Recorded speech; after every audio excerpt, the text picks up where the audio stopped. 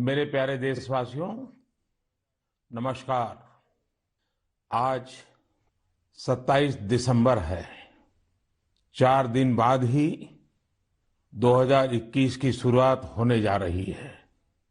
आज की मन की बात एक प्रकार से 2020 की आखिरी मन की बात है।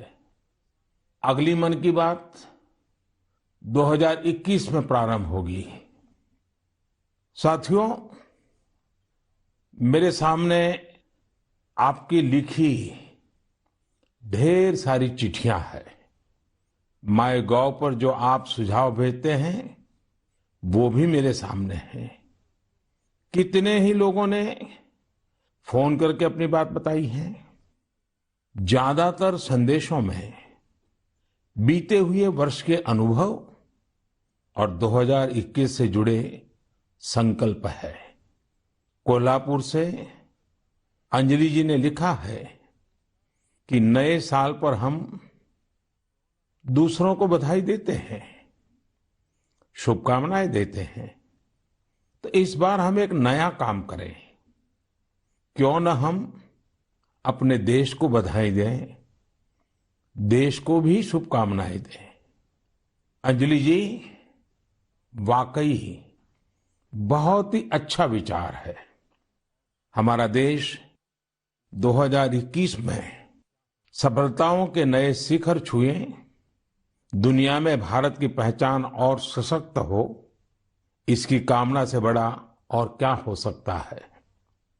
साथियों, नमो ऐप पर मुंबई के अभिषेक जी ने एक मैसेज पोस्ट किया है। उन्होंने लिखा है कि 2020 ने जो जो दिखा दिया, जो जो सिखा दिया, वो कभी सोचा ही नहीं था। कोरोना से जुड़ी तमाम बातें उन्होंने लिखी हैं। इन चिट्ठियों में, इन संदेशों में मुझे एक बात जो कॉमन नजर आ रही है, खास नजर आ रही है, वो मैं आज आपसे शेयर करना चाहूंगा। अधिकतर पत्रों में लोगों ने देश के सामर्थ्य, देशवासियों की सामूहिक शक्ति की भरपूर प्रशंसा की है।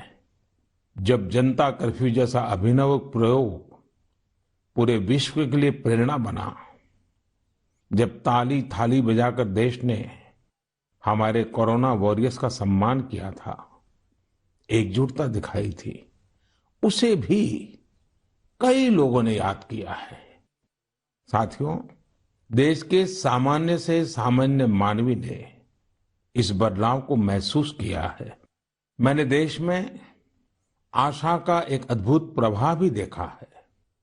चुनौतियां खूब आई, संकट भी अनेक आए। कोरोना के कारण दुनिया में सप्लाई चेन को लेकर अनेक बाधाएं भी आई, लेकिन हमने हर संकट से नए सबक लिए। देश का नया सामर्थ्य भी पैदा हुआ। अगर शब्दों में कहना है तो इस सामर्थ्य का नाम है आत्मनिर्भरता। साथियों, दिल्ली में रहने वाले अभिनव बैनर्जी ने अपना जो अनुभव मुझे लिखकर भेजा है वो भी बहुत दिलचस्प है। अभिनव जी को अपनी रिश्तेदारी में बच्चों को गिफ्ट देने के लिए कुछ खिलौने खरीदने थे, इसलिए वो दिल्ली की झंडेवालान मार्केट गए थे। आप में से बहुत लोग जानते ही होंगे, ये मार्केट दिल्ली में साइकिल और खिलौनों के लिए जाना जाता है। पहले वहां महंगे खिलौना का मतलब भी इंपोर्टेड खिलौने होता था और सस्ते खिलौने भी बाहर से आते थे। लेकिन अभिनव जी ने चिट्ठी में लिखा है कि अब वहां के कई दुकानदार कस्टमर्स को ये बोल बोलकर टॉयज बेच रहे हैं कि अच्छे वाला टॉय है क्योंकि ये भारत में बना है, मेड इन इंडिया है। कस्टमर्स भी इंडिया मेड टॉयज की ही मांग कर रहे हैं। यही तो है ये सोच में कितना बड़ा परिवर्तन। यह तो जीता जागता सबूत है देशवासियों की सोच में कितना बड़ा परिवर्तन आ रहा है, और वो भी एक साल के भीतर भीतर इस परिवर्तन को आंकना आसान नहीं है। अर्थशास्त्री भी इसे अपने पैमानों पर तोल नहीं सकते। साथियों, मुझे विशाखापट्टनम से वेंकट मुरली प्रसाद जी ने जो लिखा है, उसमें भी एक अलग ही तरह का आइडिया है। वेंकट जी ने लिखा है, मैं आपको 2021 के लिए 2021 के लिए अपना एबीसी अटैच कर रहा हूं। मुझे कुछ समझ में नहीं आया कि आखिर एबीसी से उनका क्या मतलब है। तब मैंने देखा कि वेंकट जी ने चिट्ठी के साथ एक चार्ट भी अटैच कर रखा है। मैंने वो चार्ट देखा और फिर समझा कि एबीसी का उनका मतलब है आत्मनिर्भर भारत चार्ट, एबीसी। यह बहुत ही दिलचस्प है। वेंकट जी ने उन सभी चीजों की पूरी लिस्ट बनाई है जिन्हें वो प्रतिदिन इस्तेमाल करते हैं। इसमें electronics, stationery, self care items, उसके अलावा और भी बहुत कुछ शामिल है। वेंकट जी ने कहा है कि हम जाने अनजाने में उन विदेशी प्रोडक्ट्स का इस्तेमाल कर रहे हैं जिनके विकल्प भारत में आसानी से उपलब्ध है। अब उन्होंने कसम खाई है कि मैं उसी प्रोडक्ट का इस्तेमाल करूंगा जिनमें हमारे देशवासियों की मेहनत और पसीना लगा हो। साथियों, लेकिन इसके साथ ही उन्होंने कुछ और भी ऐसा कहा है जो मुझे काफी रोचक लगा है। उन्होंने लिखा है कि हम आत्मनिर्भर भारत का समर्थन कर रहे हैं, लेकिन हमारे मैन्युफैक्चरर्स, उनके लिए भी साफ संदेश होना चाहिए कि वे प्रोडक्ट्स की क्वालिटी से कोई समझौता ना करें। बात तो सही है। जीरो इफेक्ट, जीरो डिफेक्ट की सोच के साथ काम करने का यह उचित समय है। मैं देश के मैन्युफैक्चरर्स और इंडस्ट्री लीडर्स से आग्रह करता हूं, देश के लोगों ने मजबूत कदम उठाया है, मजबूत कदम आगे बढ़ाया है। वोकल फॉर लोकल ये आज घर घर में गूंज रहा है। ऐसे में अब यह सुनिश्चित करने का समय है कि हमारे प्रोडक्ट्स विश्व स्तरीय हो। जो भी ग्लोबल बेस्ट हैं वो हम भारत में बनाकर दिखाएं। इसके लिए हमारे उद्यमी साथियों को आगे आना है, स्टार्टअप्स को भी आगे आना है। एक बार फिर मैं वेंकट जी को उनके बेहतरीन प्रयास के लिए बधाई देता हूं। साथियों, हमें इस भावना को बनाए रखना है, बचाए रखना है और बढ़ाते ही रहना है। मैंने पहले भी कहा है और फिर मैं देशवासियों से आग्रह करूंगा, आप भी एक सूची बनाएं। दिन भर हम जो चीजें काम में लेते हैं उन सभी चीजों की विवेचना करें और ये देखें कि अनजाने में कौन सी विदेश में बनी चीजों ने हमारे जीवन में प्रवेश कर लिया है, एक प्रकार से हमें बंदी बना दिया है। इनके भारत में बने विकल्पों का पता करें और ये भी तय करें कि आगे से भारत में बने, भारत के लोगों के मेहनत से, पसीने से बने उत्पादों का हम इस्तेमाल करें। आप हर साल न्यू ईयर रिजोल्यूशन लेते हैं। इस बार एक रिजोल्यूशन अपने देश के लिए भी जरूर लेना है। मेरे प्यारे देशवासियों, हमारे देश में आतताइयों से, अत्याचारियों से, देश की हजारों साल पुरानी संस्कृति, सभ्यता, हमारे रीति रिवाज को बचाने के लिए कितने बड़े बलिदान दिए गए हैं। आज उन्हें याद करने का भी दिन है। आज के ही दिन गुरु गोविंद सिंह जी के पुत्रों साहिबजादे जोरावर सिंह और फतेह सिंह को दीवार में जिंदा चुनवा दिया गया था। अत्याचारी चाहते थे कि साहिबजादे अपनी आस्था छोड़ दे, महान गुरु परंपरा की सीख छोड़ दे, लेकिन हमारे साहिबजादों ने इतनी कम उम्र में भी गजब का साहस दिखाया, इच्छा शक्ति दिखाई। दीवार में चुने जाते समय पत्थर लगते रहे, दीवार ऊंची होती रही, मौत सामने मंडरा रही थी, लेकिन फिर भी वो टस से मस नहीं हुए। आज ही के दिन गुरु गोविंद सिंह जी की माता जी, माता गुजरी ने भी शहादत दी थी। करीब एक सप्ताह पहले श्री गुरु तेग बहादुर जी की भी शहादत का दिन था। मुझे यहाँ दिल्ली के गुरुद्वारा रकाबगंज जाकर गुरु तेग बहादुर जी को श्रद्धा सुमन अर्पित करने का, मत्था टेकने का अवसर मिला। इसी महीने श्री गुरु गोविंद सिंह जी से प्रेरित अनेक लोग जमीन पर सोते हैं। लोग श्री गुरु गोविंद सिंह जी के परिवार के लोगों के द्वारा दी गई शहादत को बड़ी भावपूर्ण अवस्था में याद करते हैं। इस शहादत ने संपूर्ण मानवता को, देश को नई सीख दी। इस शहादत ने हमारी सभ्यता को सुरक्षित रखने का महान कार्य किया। हम सब इस शहादत के कर्जदार हैं। एक बार फिर मैं श्री गुरु तेग बहादुर जी, माता गुजरी जी, गुरु गोविंद सिंह जी और चारों साहिबजादों की शहादत को नमन करता हूं। ऐसे ही अनेकों शहादतों ने भारत के आज के स्वरूप को बचाए रखा है, बनाए रखा है। मेरे प्यारे देशवासियों, अब मैं एक ऐसी बात बताने जा रहा हूं जिससे आपको आनंद भी आएगा और गर्व भी होगा।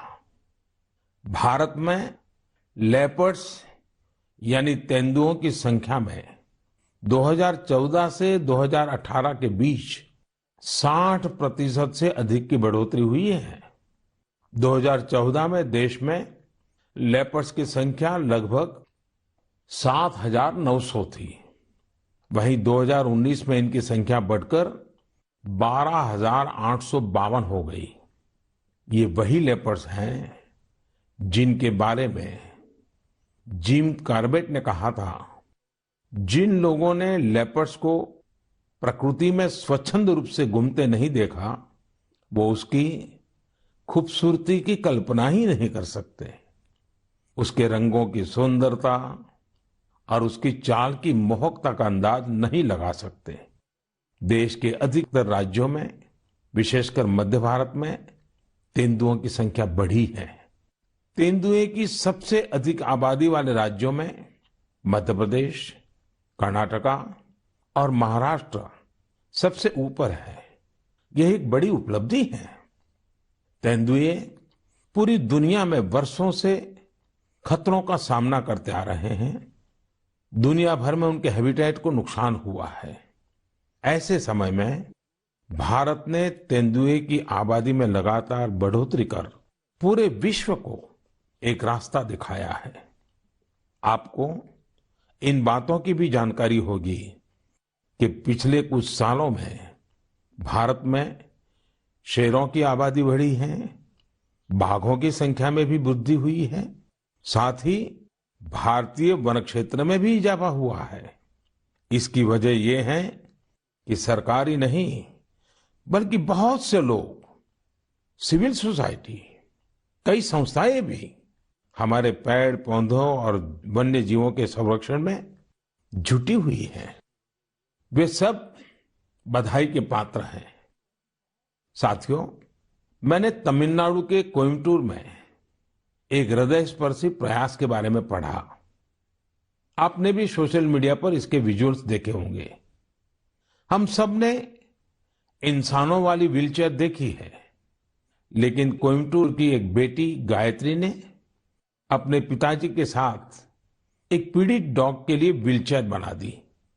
यह संवेदनशीलता प्रेरणा देने वाली है और यह तभी हो सकता है जब व्यक्ति हर जीव के प्रति दया और करुणा से भरा हुआ हो। दिल्ली एनसीआर और देश के दूसरों शहरों में ठिठुरती ठंड के बीच बेघर पशुओं की देखभाल के लिए कई लोग बहुत कुछ कर रहे हैं। वे उन पशुओं के खाने पीने और उनके लिए स्वेटर और बिस्तर तक का इंतजाम करते हैं। कुछ लोग तो ऐसे हैं जो रोजाना सैकड़ों की संख्या में ऐसे पशुओं के लिए भोजन का इंतजाम करते हैं। ऐसे प्रयास की सराहना होनी चाहिए। कुछ इसी प्रकार के नेक प्रयास उत्तर प्रदेश के कौशाम्बी में भी किए जा रहे हैं। वहां जेल में बंद कैदी गायों को ठंड से बचाने के लिए पुराने और फटे कंबलों से कवर बना रहे हैं। इन कंबलों को कौशाम्बी समेत दूसरे जिलों की जेलों से एकत्र किया जाता है और फिर उन्हें सिलकर गौशाला भेज दिया जाता है। कौशाम्बी जेल के कैदी हर सप्ताह अनेकों कवर तैयार कर रहे हैं। आइए दूसरों की देखभाल के लिए सेवा भाव से भरे इस प्रकार के प्रयासों को प्रोत्साहित करें।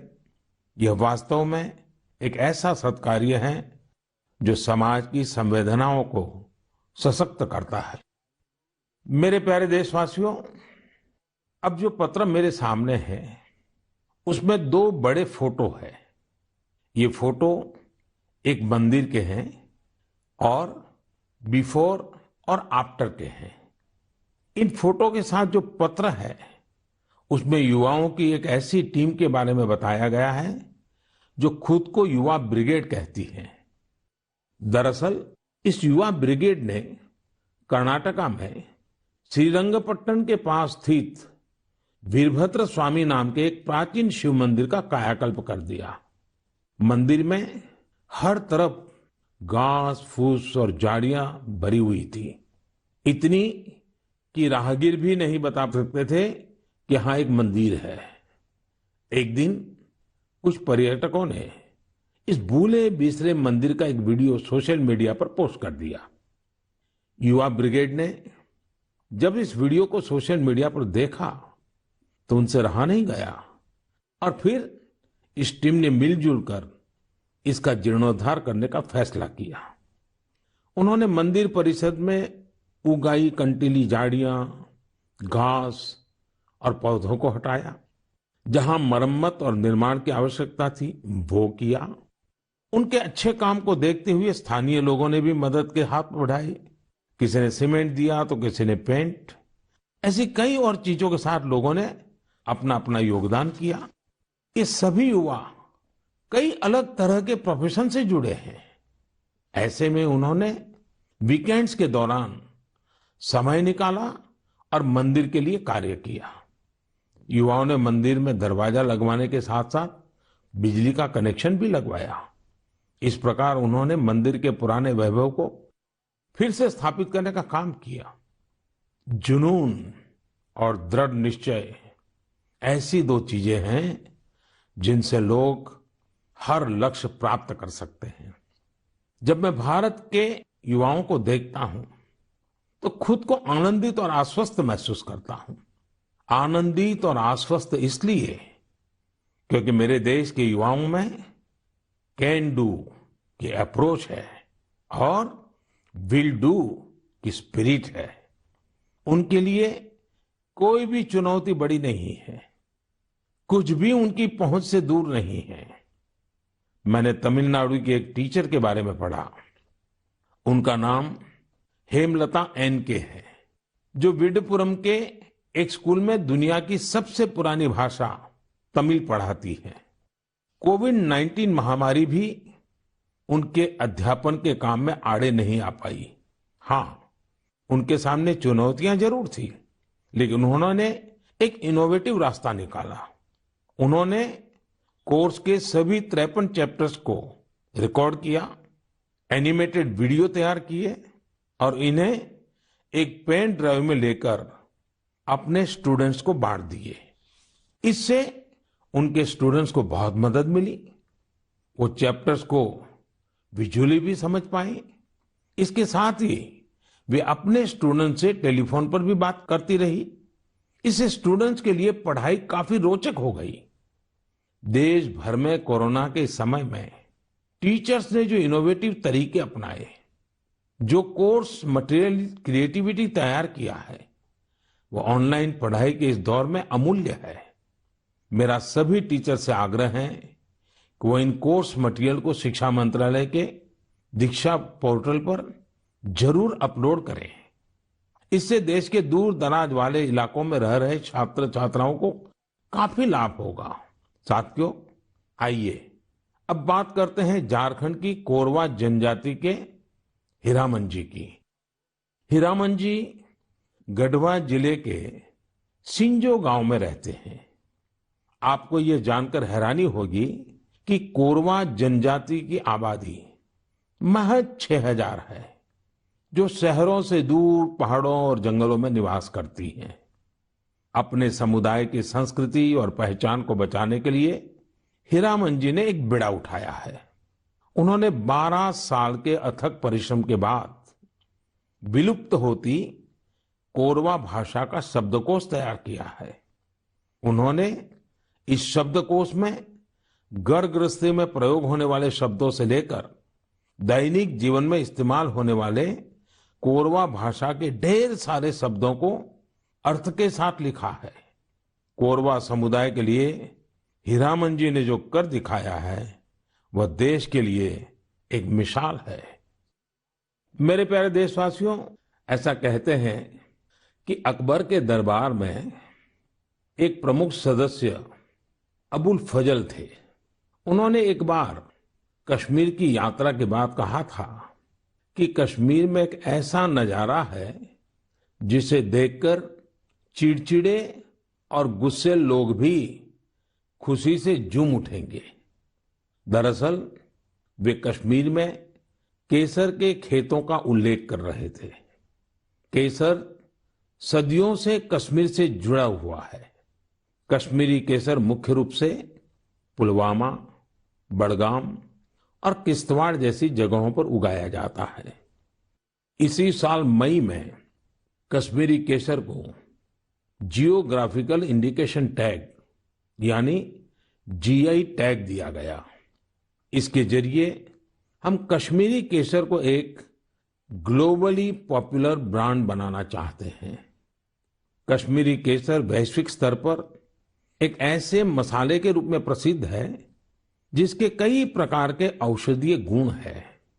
यह अत्यंत सुगंधित होता है, इसका रंग गाढ़ा होता है और इसके धागे लंबे व मोटे होते हैं, जो इसकी मेडिसिनल वैल्यू को बढ़ाते हैं। यह जम्मू और कश्मीर की समृद्ध सांस्कृतिक विरासत का प्रतिनिधित्व करता है। क्वालिटी की बात करें तो कश्मीर का केसर बहुत यूनिक है और दूसरे देशों के केसर से बिल्कुल अलग है।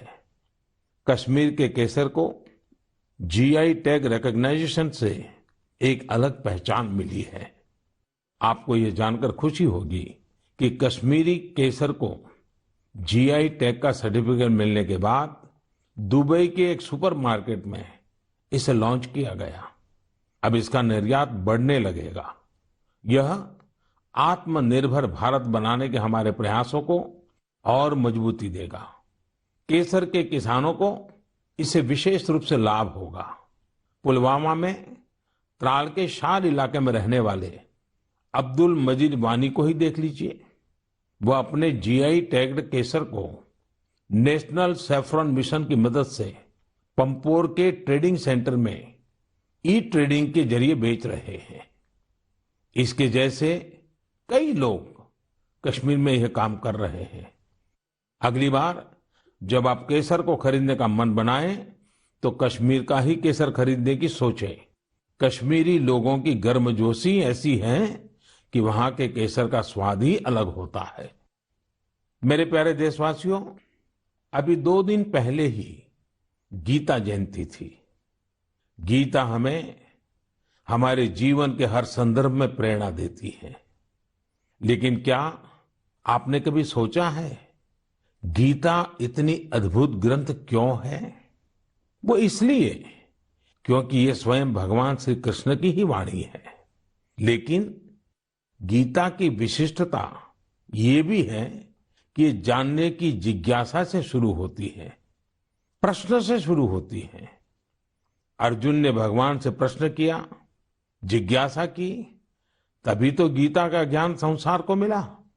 गीता की ही तरह हमारी संस्कृति में जितना भी ज्ञान है सब जिज्ञासा से ही शुरू होता है। वेदांत का तो पहला मंत्र ही है अथातो ब्रह्म जिज्ञासा, अर्थात आओ हम ब्रह्म की जिज्ञासा करें। इसलिए तो हमारे यहाँ ब्रह्म के भी अन्वेषण की बात कही जाती है।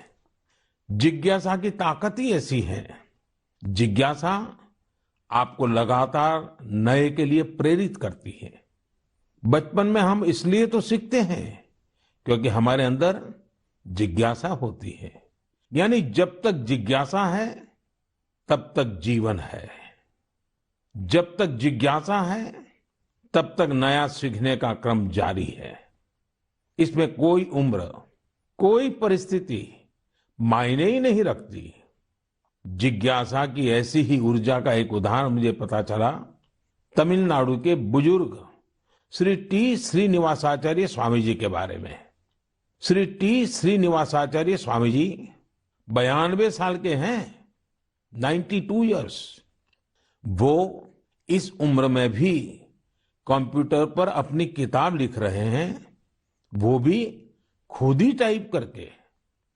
आप सोच रहे होंगे कि किताब लिखना तो ठीक है, लेकिन श्रीनिवासाचार्य जी के समय पर तो कंप्यूटर रहा ही नहीं होगा। फिर उन्होंने कंप्यूटर कब सीखा? ये बात सही है कि उनके कॉलेज के समय में कंप्यूटर नहीं था, लेकिन उनके मन में जिज्ञासा और आत्मविश्वास अभी भी उतना ही है जितना अपनी युवावस्था में था। दरअसल श्रीनिवासाचार्य स्वामी जी संस्कृत और तमिल के विद्वान है। वो अब तक करीब 16 आध्यात्मिक ग्रंथ भी लिख चुके हैं। लेकिन कंप्यूटर आने के बाद उन्हें जब लगा कि अब तो किताब लिखने और प्रिंट होने का तरीका बदल गया है, तो उन्होंने 86 साल की उम्र में, 86 की उम्र में कंप्यूटर सीखा, अपने लिए जरूरी सॉफ्टवेयर सीखे। अब वो अपनी किताब पूरी कर रहे हैं। साथियों, श्री टी श्रीनिवासाचार्य स्वामी जी का जीवन इस बात का प्रत्यक्ष प्रमाण है कि जीवन तब तक ऊर्जा से भरा रहता है जब तक जीवन में जिज्ञासा नहीं मरती है, सीखने की चाह नहीं मरती है। इसलिए हमें कभी ये नहीं सोचना चाहिए कि हम पिछड़ गए, हम चूक गए, काश हम भी ये सीख लेते। हमें ये भी नहीं सोचना चाहिए कि हम नहीं सीख सकते या आगे नहीं बढ़ सकते। मेरे प्यारे देशवासियों, अभी हम जिज्ञासा से कुछ नया सीखने और करने की बात कर रहे थे। नए साल पर नए संकल्पों की भी बात कर रहे थे। लेकिन कुछ लोग ऐसे भी होते हैं जो लगातार कुछ न कुछ नया करते रहते हैं, नए नए संकल्पों को सिद्ध करते रहते हैं। आपने भी अपने जीवन में महसूस किया होगा, जब हम समाज के लिए कुछ करते हैं तो बहुत कुछ करने की ऊर्जा समाज हमें खुद ही देता है। सामान्य सी लगने वाली प्रेरणाओं से बहुत बड़े काम भी हो जाते हैं। ऐसे ही एक युवा है श्रीमान प्रदीप सांगवान। गुरुग्राम के प्रदीप सांगवान 2016 से हीलिंग हिमालय नाम से अभियान चला रहे हैं।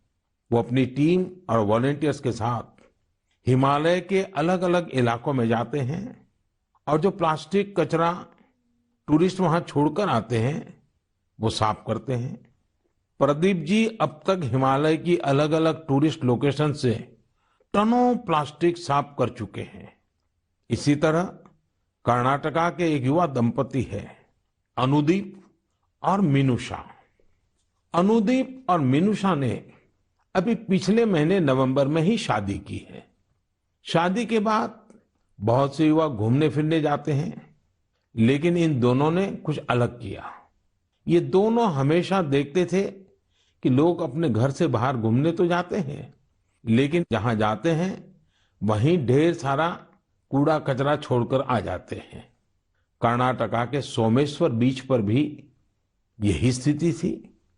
अनुदीप और मीनूषा ने तय किया कि वो सोमेश्वर बीच पर लोग जो कचरा छोड़कर गए हैं उसे साफ करेंगे।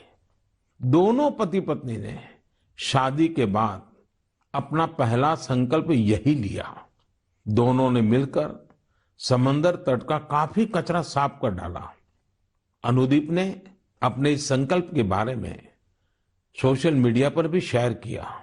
फिर क्या था, उनकी इतनी शानदार सोच से प्रभावित होकर ढेर सारे युवा उनके साथ आकर जुड़ गए।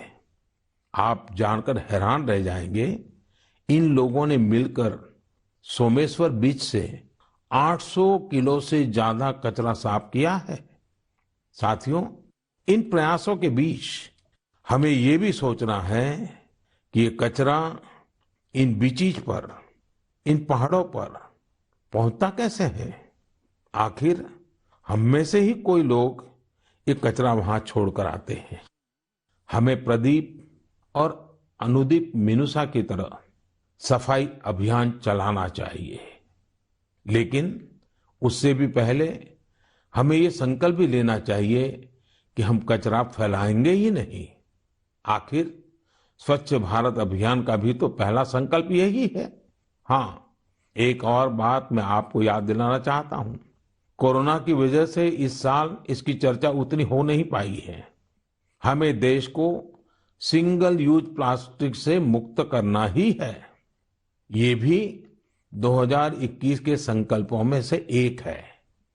आखिर में मैं आपको नए वर्ष के लिए बहुत बहुत शुभकामनाएं देता हूं। आप खुद स्वस्थ रहिए, अपने परिवार को स्वस्थ रखिए। अगले वर्ष जनवरी में नए विषयों पर मन की बात होगी। बहुत बहुत धन्यवाद।